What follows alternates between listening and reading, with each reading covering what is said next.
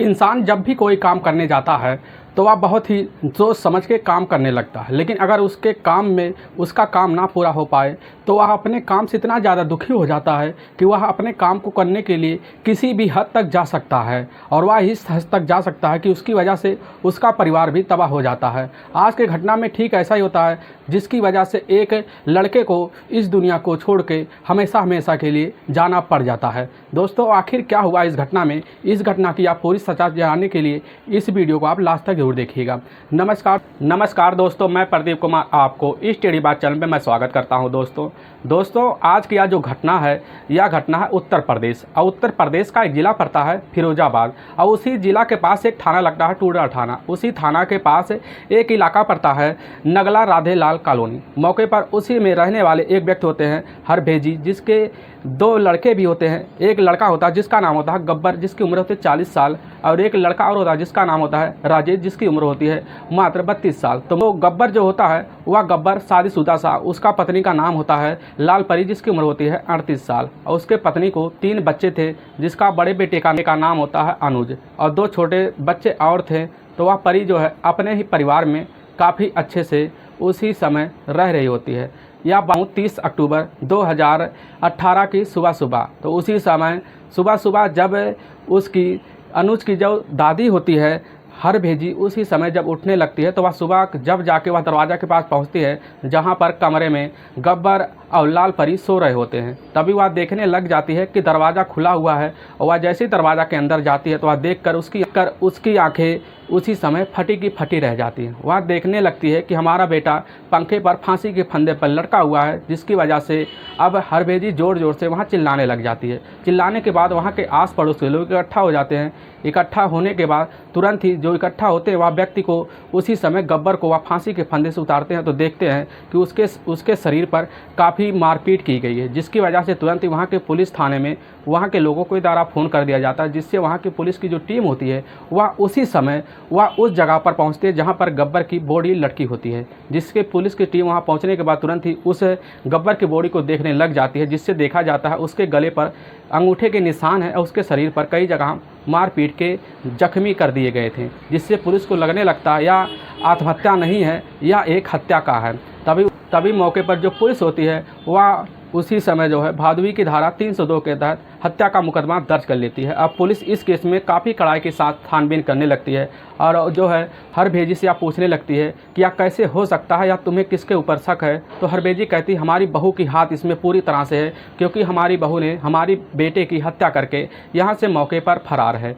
तभी देखा जाता है कि वह जो है लाल परी वहाँ पर ढूंढने पर भी आस पड़ोस में कहीं नहीं मिलती। तो पुलिस जो होती है उसी समय लाल परी का मोबाइल नंबर ले लेती है। लेने के बाद उसके मोबाइल नंबर का पूरा कॉल डिटेल निकालते हैं, जिसमें यह कॉल डिटेल में यह निकल के आता है कि पुलिस जो है यह देखने लग जाती है कि लाल परी इस लड़के से कई बार बात करी है, और उसी समय रात में भी इस लड़के से बात की है। तो पुलिस उसी समय लाल परी का मोबाइल नंबर सर्विलांस पे लगा देती है। पुलिस जो होती है उसी समय गब्बर की बॉडी को पोस्टमार्टम के लिए वहाँ के ही मेडिकल कॉलेज के पास भेज दिया जाता है, जिससे उसके बॉडी का पोस्टमार्टम पूरी तरह से जब होने के बाद जब रिपोर्ट आता है तो उसमें यह साफ साफ पता चल जाता है कि गब्बर के साथ काफ़ी मारपीट की गई है और उसका सांस फूलने की वजह से मौत हुई है।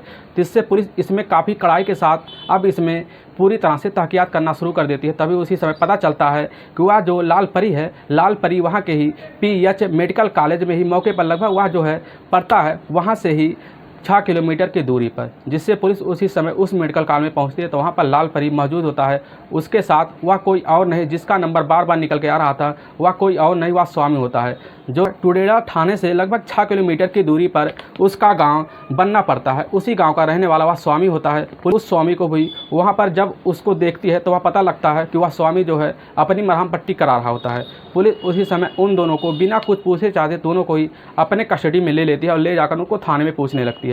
जब पुलिस को पूरी तरह से विश्वास हो जाता है कि इसमें लाल परी और इस स्वामी का दोनों का हाथ है, तो पुलिस उसी समय उनसे काफ़ी कड़ाई से पूछताछ करने लग जाती है, जिससे पुलिस के सामने वह दोनों पुलिस के सामने ऐसा सच्चाई रखने लगते हैं जिससे वहाँ के लोग सुनने के बाद अपने कानों पर विश्वास नहीं होते हैं। जिससे पुलिस सामने या दोनों यहाँ बताने लग जाते हैं कि गब्बर की शादी आज से 9 साल पहले इस लाल परी के साथ हुई थी, गब्बर जो होता है वह जाकर वह कभी कभी राजमिस्त्री का काम कर लिया करता था। उसके पास काफ़ी खेती बाड़ी भी था, खेती बाड़ी भी करता था और साथ में जब मौका मिलता तो वह जाकर राजमिस्त्री का काम कर लिया करता था।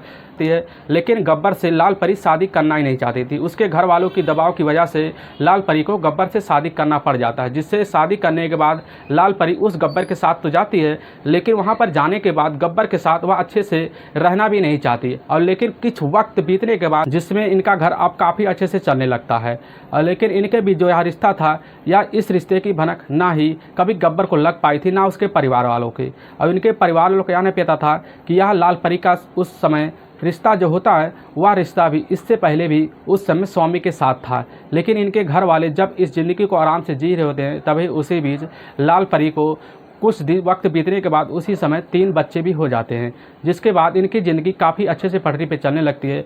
लेकिन अब जब लाल परी होती है, लाल परी वह जो है स्वामी का साथ तब भी नहीं छोड़ना चाहती थी और स्वामी से वह फ़ोन पे बात करती थी। जब राजमिस्त्री का काम करने के लिए कभी कभी गब्बर चला जाता था और पीछे से वह स्वामी को बुला लेती थी अपने ही कमरे में। स्वामी और लाल परी मिलकर अपने ही कमरे में संबंध बनाते थे। इनका जो संबंध का रिश्ता था या उसी वक्त उनके ही घर में चलता रहता था। अब इस चीज़ की भनक ना ही गब्बर को थी ना ही उसके परिवार वालों की। तभी मौके पर है कि एक दिन मोबाइल वह गब्बर जो देख रहता है, तभी उसी मोबाइल में एक मैसेज आता है। वह कोई और मैसेज नहीं होता है, वह स्वामी और लाल परी का वह प्राइवेट मोमेंट का वीडियो होता है। तभी उसी समय गब्बर यह देखकर काफ़ी घबरा सा जाता है। देने के बाद उसी समय वह जो है गब्बर जाकर लाल परी को यह बात बोलने लगता कि लाल परी जो है वह अपने बातों पे अड़ जाती। वह कहती हम तुम्हारे साथ रहना चाहते हैं, हमें तुम छोड़ दो। लेकिन वह जो होता है गब्बर वह छोड़ने के लिए तैयार भी नहीं होता।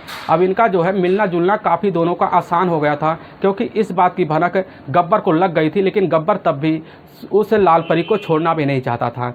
लेकिन लाल परी इससे काफ़ी तंग आ गई थी और जाकर उसी समय स्वामी से यह बात कह देती है। लेकिन स्वामी जो है वह सोचता है क्यों ना हम लाल परी को पाने के लिए कुछ ऐसा कदम उठाए जिससे लाल परी हमें काफ़ी आसानी से मिल जाए। तो लाल परी जो होती है उसी समय जाकर ऐसा षड्यंत्र रचने लगती है, जिसके बाद 30 अक्टूबर 2018 का दिन होता है। जैसे ही मौके पर वह जाकर अपने ही कमरे में लाल परी और गब्बर सो रहे होते हैं तो लाल परी के पास एक फ़ोन आता है और आने के बाद वह बात करने लगती है। वह किसी का और का फ़ोन, वह फ़ोन किसी और का नहीं, वह फ़ोन स्वामी का होता है। उठाने के बाद उसी समय लाल परी उस स्वामी से जब बात करने लगती है, उसको बताने लगती है आज रात हमारे पास बहुत ज़्यादा मौका है, तुम हमारे पास आओ और इसी समय अपने रास्ते से इस गब्बर को ही हटा दे। उसी समय जो है वह तैयार हो जाता है। स्वामी उसी समय रात को वह पहुंच जाता है। जैसे किड्डी खटखटाता है, खटकाने के बाद उसको जो है लाल परी अंदर ले लेती है। लेने के बाद उसका उसी समय गला लाल परी दबा देती है, जिससे दबाने के बाद उसके सर पर कई जगह पर किसी तेज़दार हथियार से वार करते हैं, जिससे काफ़ी ज़्यादा घायल हो जाता है। होने के बाद वो कुछ बोल नहीं पाता और उसके गले को ज़ोर से दबा देती है लाल परी, जिसकी वजह से उसकी मौत हो जाती है। और वह अपने राज को छुपाने के लिए उसके बॉडी को उठाकर वहाँ पर एक फांसी के फंदे से वह लटका देती है, जिससे यह लगने लगे या इसने खुद के आत्महत्या की कोशिश की है। तो मौके पर उसी समय अब जो होती है लाल परी और वह स्वामी दोनों उसी समय फरार हो जाते हैं। वाकई में दोस्तों जब यह दोनों पूरी कहानी पुलिस वालों को बताते हैं, इसको सुनने के बाद पुलिस भी हैरान हो जाती है और इन दोनों को उसी समय जो है कोर्ट में पेश कर दिया जाता है। करने के बाद उन दोनों को जेल में भेज दिया जाता है। दोस्तों इस कहानी का सुनाने का उद्देश्य हमें किसी को परेशान करना नहीं है, ना ही किसी को दिल को दुखाना है। बस आपको यह बताना है कि आप जहाँ भी रहे आप सुरक्षित और अपने आप को भी सुरक्षित महसूस करें। दोस्तों अगर आपको यह वीडियो पसंद आ रहा है तो इस वीडियो को आप ज़्यादा से ज़्यादा शेयर और सब्सक्राइब जरूर करें, जिससे हम आपके बहुत आभारी रहेंगे। फिर मिलेंगे नेक्स्ट वीडियो लेकर, तब तक के लिए राम राम, जय हिंद दोस्तों।